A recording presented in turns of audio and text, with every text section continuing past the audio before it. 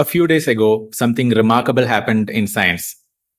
Nobel Prize for Physics was declared, and to everyone's surprise, it was won by machine learning. Technically, not the modern machine learning that we know today, but more like its foundations that was laid by John Hopfield and Geoffrey Hinton.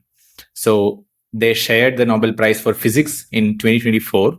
And as a result of this, there were so many debates and backlash and also memes. So in this video, let us analyze what was the rationale of Nobel Committee in awarding the Nobel Prize in Physics for something that is traditionally not considered physics. And one more thing, Nobel Prize in Chemistry also goes for AI, for using AI to predict protein structure, as well as for using AI to predict amino acid sequence for creating a certain protein structure. So in this video, we'll analyze both what made AI win the Nobel Prize in physics as well as chemistry in this year, whether it makes sense or whether it was all because of the hype that AI created ever since the advent of ChatGPT. So let's explore that.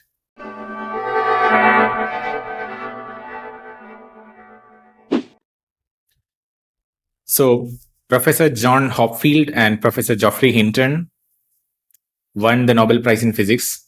The declaration was a few days ago. And this is what was said by the Royal Swedish Academy of Sciences for foundational discoveries and inventions that enabled machine learning with artificial neural networks. This is why they won the Nobel Prize. So firstly, who is Geoffrey Hinton and who is John Hopfield? You must definitely see this meme before going into any other detail. There are hundreds of such memes circulating on internet right now that AI is taking over jobs. AI took over Nobel Prize in Physics, Chemistry, and next, what about AI taking away prize in literature? It will be very crazy because we know that ChatGPT can write. So what prevents it from winning the Nobel Prize in literature at some point? But let's look at who John Hopfield and Geoffrey Hinton is. This is the screenshot from their Google Scholar. John Hopfield is a professor at Princeton University, and he is a very celebrated AI researcher. He has almost 91,000 citations, which is a huge number in the scientific world. And you can see that his most cited paper with 28,000 citations is the one that was part of his Nobel Prize winning work. And Geoffrey Hinton is probably one of the biggest names in AI. Many people who study AI ML is very familiar with his name. He's a professor at University of Toronto, and he has 8.5 lakh or 850,000 citations. And this is an exceptionally huge number. And of course, Geoffrey Hinton and John Hopfield are stalwarts in their field, and they of course deserve all accolades for helping the field of AI and machine learning to get where it is today. And they are the right people to give the award to. But the question that many people are asking is physics the field in which they are supposed to be awarded the Nobel Prize? I don't have a strong opinion in this, but my intention is to just analyze what exactly was the reason behind Nobel Committee's decision. And what is your opinion? I'm very curious to know that. So what exactly did they win the Nobel Prize for? They won the Nobel Prize essentially for the idea behind artificial neurons. So in human brain, neurons are connected with each other. There is a huge collection of these neurons that make the brain. If you look at things at an individual neuron level, nothing is dramatic or fascinating. It's very simple. But collectively, when billions or trillions of such neurons work together, we experience something like consciousness. We experience intelligence, and we can experience ourselves. So there were early attempts that people made where they proposed that we can try to mimic these individual neurons by having nodes. And so these nodes are the neurons, and the connections between those neurons are like these edges or those connections, links between the nodes. And just like how in biology, the neurons have degree of strength of connection between them, we can also define the same for the degree of strength of connection between these artificial neurons or artificial nodes. But the real question is, okay, they won Nobel Prize for this. How is this related to physics? Everyone agrees that neural networks, artificial neural networks, is a very big deal. We are experiencing the benefits of AI. Virtually every single gadget that we are using is using some form of the AI or other. Google Maps, even the photo application in your phone, it's able to focus pretty much whatever object you are trying to click picture on. So AI is, of course, making our life significantly advanced, but the question is, how is it related to physics? So let's see what the Nobel Committee is saying. So John Hopfield basically came up with something called as Hopfield's network. This was in 1982. This is the exact paper which we saw with 28,000 citation. So basically the idea is that Hopfield network is a pattern. It's a collection of nodes and the connections edges between them. And the values that these nodes can take is binary, 0 or 1. And the collection of these nodes can represent some kind of pattern. So essentially, if the values of these nodes are arranged in a certain way, it is essentially like a memory that can store a certain pattern. So this is what John Hopfield proposed. And the basic idea was this whole landscape of nodes can be also looked at as an energy landscape. I will come to that in a moment, but I just wanted to show you the screenshot of his paper, which was published many years ago, 1982, Neural Networks and Physical Systems with Emergent Collective Computational Abilities. So the reason why he says emergent collective ability is because at individual node level, there is no specific special information. It's literally a binary value, 0 or 1. But if you have a collection of such nodes, you can experience emergent properties, or you can identify patterns, or you can store information about patterns by using this collection of nodes. So this paper was very old, and of course, AI, ML, as we know, has advanced so much. And I also personally think that because most of us or many of us implement ML on a daily basis, we don't think too much of it. We don't think about its history, its origin. We don't think how the field reached where it is today. We simply import the code from somewhere, run it on Google Colab or Jupyter Notebook. We can do a binary image classification, MNIST handwritten digit classification with 99.99% accuracy very easily with 20 lines of code. So just because AI, implementation of AI became so accessible to people, I would say people are forgetting the significance of how all this came around and the contributions made by people maybe 40, 50 years ago. So this concept of associative memory can be visualized in the following way. So imagine an energy landscape. Energy landscape is something like a contour. Imagine a 2D contour as shown in this picture. I took this from the Nobel Committee's official website. They are describing this energy landscape as an analog to the way in which the pattern can be stored in the nodes and edges. I mean, nodes basically, edges are not relevant. But essentially, there are finite number of minimas, right? In this 2D landscape, let's say there are 10 local minimas. Each local minima can be corresponding to one digit. So let's say it is English alphabets. We are storing information about English alphabets, A to Z, 26 of them. There will be, let's say, 26 local minima, where each minima corresponds to one of these alphabet. Now, from the 2D plane, we can pick pretty much any point. So that point is the input pattern, which is like an image. Here, it's like a distorted image of the letter J. Now, this input pattern, we can immediately see with our brain that this maps to the letter J. It's almost immediate. In Hopfield's energy landscape, or in his network, the same thing can be done, where if a new input pattern is given to the network can map this input to an already saved pattern. Meaning, you can imagine it to be like a ball rolling on a particular geographic landscape, and finally rolling and landing in a certain pit So you can also imagine it to be an energy landscape where the energy is trying to be minimized. The function is trying to take the input to a region where the energy is minimized. And this is the relationship that Hopfield's network has with with physics. I totally get that the relation is rather probably weak, and I understand the frustration many physicists show with respect to this. But I would rather not comment whether it was appropriate to attribute all these development to physics, or whether Nobel Committee should have invented, let's say, Nobel Prize in computer science or something like that. And what did Geoffrey Hinton do? Geoffrey Hinton in 1985 proposed something called as Boltzman Machine. So in Hopfield's networks, it was something like this. There were nodes which had values 1 or 0. There was only one layer of nodes, and they were connected with each other. And depending on the value of these nodes, so in this image, I'm only showing 4 nodes, but in a real network, there could be 100 plus hundreds of nodes.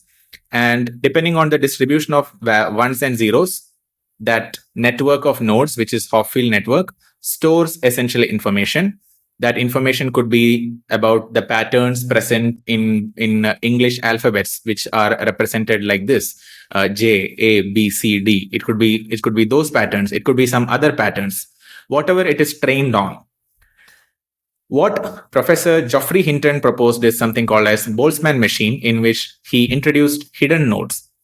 So there were visible nodes and hidden nodes. So in Hopfield network, there were only visible nodes, but in Professor Geoffrey Hinton's proposition, there are also hidden nodes. So this, whatever is shown in the dark color, are visible nodes, but whatever is shown gray in this diagram, which is again taken directly from the Nobel Committee's official website, are hidden nodes, and there are connections going from the visible nodes to hidden nodes. And one interesting thing that Professor Geoffrey Hinton proposes is statistical distribution of the states that these nodes can take. So instead of the value of these nodes being deterministic, he uses statistical mechanics and Boltzmann distribution function to find the node values. And then ultimately, there are also hidden nodes which help the network represent more complex patterns. Now, you might feel like this is very similar to a neural network. In a neural network, also you have input node, output nodes, and input layer, output layer, and hidden layers. This is not exactly the same as that, but this was one of the starting points for that. There was also one more concept called restricted Boltzmann machine, in which there are no connection between layers of the same type. So, nodes within the same layer. So if it's a visible layer, there are no direct connection between the nodes. If it's a hidden layer, there are no direct connection between those nodes. But regardless, this Boltzmann machine was a great attempt at introducing statistical methods to represent patterns. Now, let's not go into the details of how exactly this Boltzmann machine captures the pattern. That is not what is the intention of this analysis, but it's more about the fact that statistical mechanics, which is very frequently used in physics, was also used by Professor Geoffrey Hinton to propose this Boltzmann machine. Is it directly physics, or is it using some kind of a technique for something that he's proposing? I don't know exactly what to say. I don't know if it is directly physics. To me, with my naive thought process, it feels like it's not directly physics, but the Nobel Committee has their own rationale for picking these two ideas for the split in 2024 Physics Nobel Prize.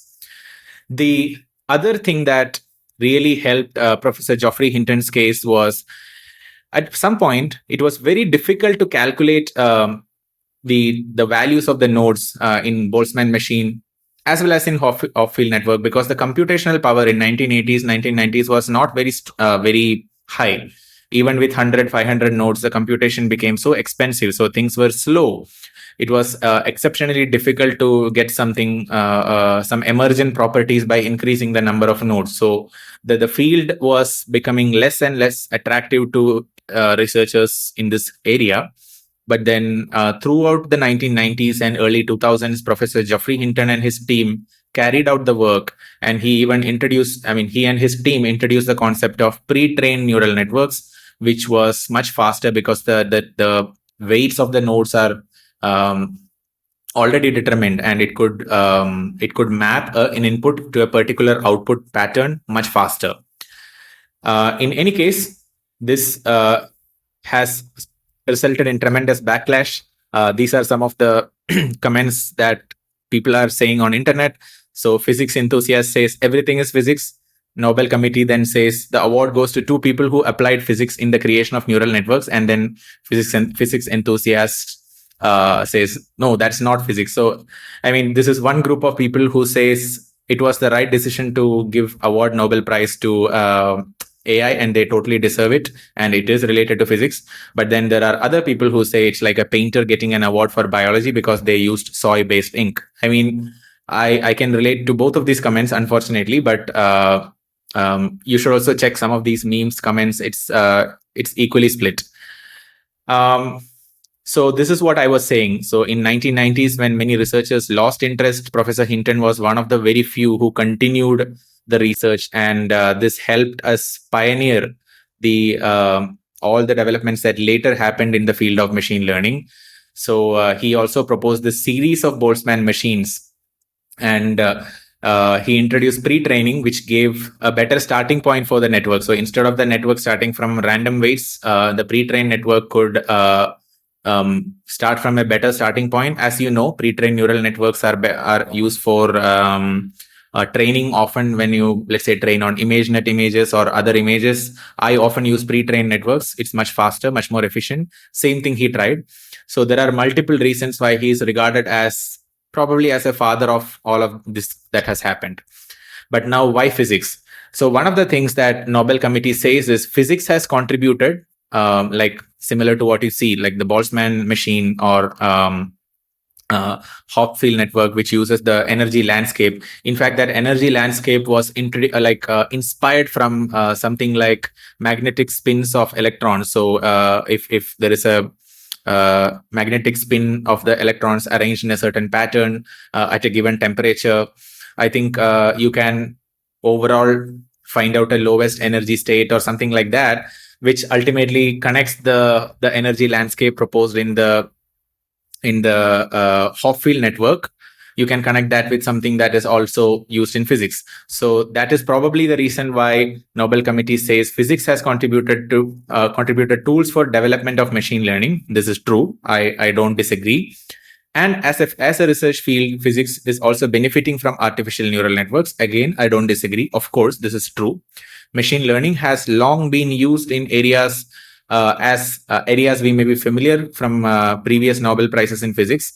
ML was used to sift through and process vast amount of data to discover Higgs particle, and it's also used in discovery of exoplanets, black hole, gravitational waves. All of this is true. And this is one of the reasons why the Nobel Committee thinks that it is appropriate, it's time to give AI or machine learning the respect that is due. The only question is whether it should be in physics or whether it should be in something else. This is not my question, the question that researchers are asking. Now, the other interesting thing which we should understand is that not only physics, but chemistry also won Nobel Prize in field related to AI. Not directly, but the usage of AI in predicting protein structure, the usage of AI in developing amino acid, like predicting the amino acid sequence given a protein structure. So 3 people shared the Nobel Prize.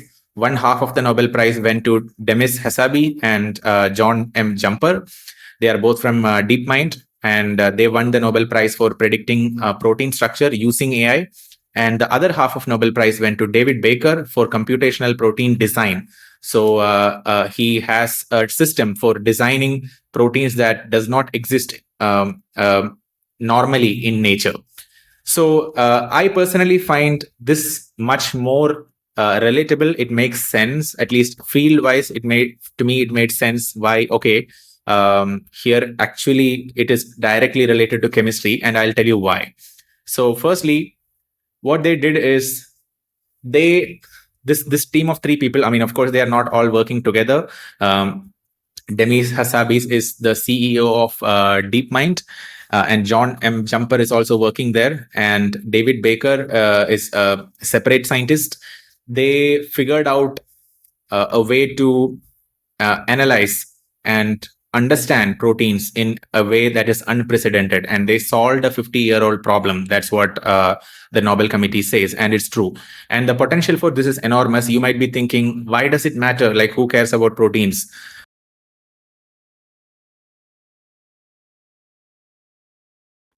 So if you don't know exactly why proteins are important, you should understand that knowing the structure of proteins helps in creating new drugs, because often in many pathogens there are, or even inside our human body, the cells, they have protein receptors, and to those receptors certain types of proteins can bind, certain types of proteins can block the binding of other binders. So you can potentially even cure cancer in the future if we can go in this direction. So the way it started is that the scientist, I don't know how to pronounce his name, Cyrus Levinthal, he pointed out that if there are 100 amino acids in a protein, then that protein can potentially assume 10 raised to 47 different three-dimensional structures. So see, these amino acids are basically the building blocks of proteins. There are 20 amino acids, and they can make up all the hundreds of millions of proteins existing. And you can imagine this amino acids as like a pearl jewel. And imagine you are folding this jewel, and the length need not be 20. Length could be 20,000, and the same 20 amino acids can keep on repeating. And these proteins can fold on itself. And depending on the way it is folded, it will form a 3D structure. And depending on this 3D structure, it can bind at different sites and perform different function. It can cause diseases. It can cure diseases. It can ask your body to create antigens, whatnot. So many things can be done. So the idea was, if there are 100 amino acids in a protein, the three-dimensional structure, number of three-dimensional structures that this protein can take is 10 raised to 47. And there was an experiment that was conducted before that. That was, you could take a protein, do certain chemical treatments, and unfold the protein. Unfold meaning from its folded structure, it will be unfolded completely. And then if you fold it back again, the structure will not change. It will fold back into the exact same structure. So this the question was, if there are, let's say, 10 raised to 47 different ways in which 100 amino acid sequence proteins can fold, how does, and searching through all these different configurations to, let's say, identify the energy minimizing way of folding of this amino acid sequence, it can take a lot of time, because there are so many different sequences, or so many different configurations in which the folding can happen. But yet, inside the cell, all of this can happen in a few milliseconds. So how does the string of amino acids actually fold? Is it folding randomly, or is it folding with a particular pattern? So this was a very important question. And what happened was, there was a huge encouragement for researchers to identify or predict protein structure because of this CASP, Critical Assessment of Protein Structure Prediction. It was basically a project, and that project eventually ended up becoming a competition. So every other year, the researchers from all over the globe will be given access to sequence of amino acids. And these sequence of amino acids were corresponding to newly identified or newly determined protein structures. So let's say 3 new protein structures were identified. Then the corresponding sequence of amino acids were made public. And then, but however, the structure of the protein itself was kept secret from the participants. And the challenge was for these participants to predict, using whatever method that they have, to predict the structure of the protein given the amino acid sequence. So, and this competition basically attracted so many researchers, and I think this started a while ago in the mid 1990s, 1994 basically, and many people have competed in this competition. But in 2018 is when the breakthrough happened, and the breakthrough was because the CEO of DeepMind, he entered the field. Basically, their team started competing in CASP, and they achieved unprecedented accuracy, and they could predict proteins at much higher protein structures at much higher accuracy than what was possible before. And who is John Jumper? John Jumper actually is relatively very young. I think he's 40 years old or something. And just look at his number of citations. It's 47,000, exceptionally respectable, no doubt. But all of it happened mostly after the introduction of AlphaFold. AlphaFold was the technology that, or rather the technique that they use for predicting the protein structure. So just look at, until 2020, he had 600 or 1,000 citations, something like that. Probably this is probably when he somewhere around here is when John Jumper probably finished his PhD. And then in a few years, he racked up a lot of citations. And this is also another testimony to the fact that you don't have to be necessarily a professor. John Jumper is actually working at DeepMind, which is again part of Google. And he's very, very young, unlike many other Nobel laureates who win their Nobel Prize in the late part of their career when they are quite old. John Jumper is very, very young. So this is very fascinating story altogether. And his co-inventor, Demis Hassabis, he is the CEO of DeepMind. So Demis was like a prodigy, or like a grandmaster in chess. And he revolutionized this whole thing. And when John Jumper joined, they completely dominated CASP. So the idea behind AlphaFold, which is the invention, or rather the technique for which Nobel Prize was awarded, and there is AlphaFold 2, AlphaFold 3, etc.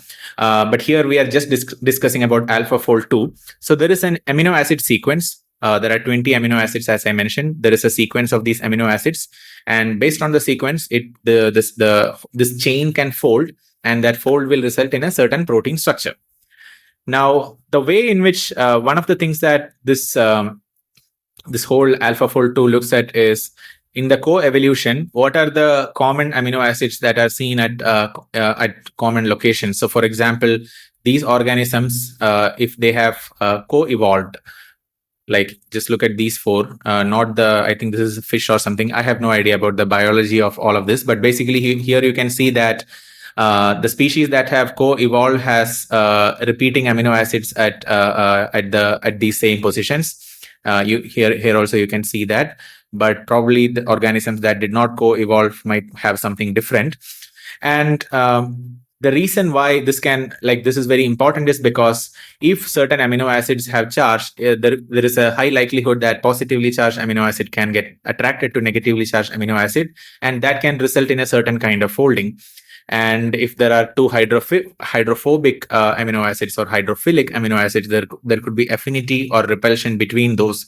So these molecular interactions which happen at the amino acid level result in structures in the protein that happen at a slightly more macro level. So, and these amino acids, the interaction between these amino acids result in this kind of a folding. Now, you might have heard that transformer architecture is used in prediction of the protein structure, right? So one interesting diagram that I came across in the Nobel Committee's website is this. So let's say there is this amino acid sequence. If you are familiar with the transformer architecture, in the attention mechanism, you might have seen something like query and key, and this is like a square matrix. So let's say it's a sentence like cat sat on a mat. Then there will be key associated with this, and also query associated with this. So cat sat on a mat. And then this will form like a 1, 2, 3, 4, 5, 5 by 5, a grid of 5 by 5.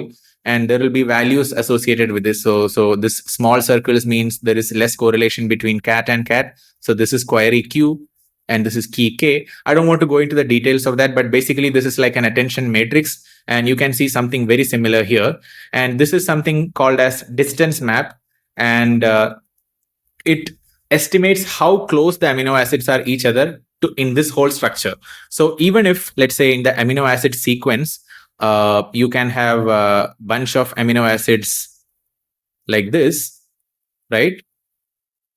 So technically, this amino acid and this amino acid are farthest to each other according to the sequence. But then when the chain of this amino acids can fold, maybe it will fold in such a way that this whole thing can come very close to this. So there is a chance that this amino acid, although sequentially it's farthest from this, these two can come very close to each other. So this particular distance map is showing how far is each amino acid with respect to another amino acid. But you can see that this row and this column are exactly the same. So this yellow guy is closest to itself. So and blue is closest to itself. Green is closest to itself. So for that reason, this diagonal will be having the highest value, because the estimate of how close they are with respect to each other, you are closest with respect to yourself. So of course, yellow is closest to itself. But then what is more important is here you can also see that yellow is closest to this violet guy, purple guy. Purple is closest to yellow. So this value and this value will be similar. So this will be like a symmetric matrix. Then purple is closest to blue. So that is this, and blue is close to purple. Blue is close to purple. So this value and this value will be the same. This value and this value will be the same. Then similarly, this value and this value will be the same. So this distance map gives an estimate probabilistically which amino acids can be close to each other. And ultimately, using all of this, using neural networks, you can predict a protein structure. And this prediction was done on almost 200 million different proteins, and AlphaFold 2 could predict with unprecedented accuracy almost all proteins ever in existence. Does it make mistakes? Of course, it can make mistakes because it's an AI model, but it also gives a confidence score. So you don't have to take the prediction of the AlphaFold 2 at its face value.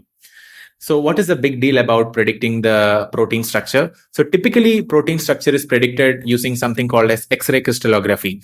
From what I have seen in some of the actual experiments that we have done in our own lab at MIT, we crystallize proteins, and then we can use it to, you can take it into X-ray crystallography, and then you can get the protein structure. But this is very time-consuming process. So the idea is, if you just know the amino acid sequence, can you predict the protein structure computationally? That is what this AlphaFold 2 is trying to accomplish. So this was about the work of these two scientists, basically Demis Hassabis and John Jumper. So what did David Baker do? David Baker did something just reverse of this. So he had a system that could actually predict the structure of predict the sequence of amino acids to get a certain protein structure. So why is protein structure so important? For example, if you have a collection of proteins like this in this structure with a let's say a nanoparticle in between, this can imitate influenza virus, flu virus, which is what is causing you the common cold, and this can be used as a vaccine for influenza.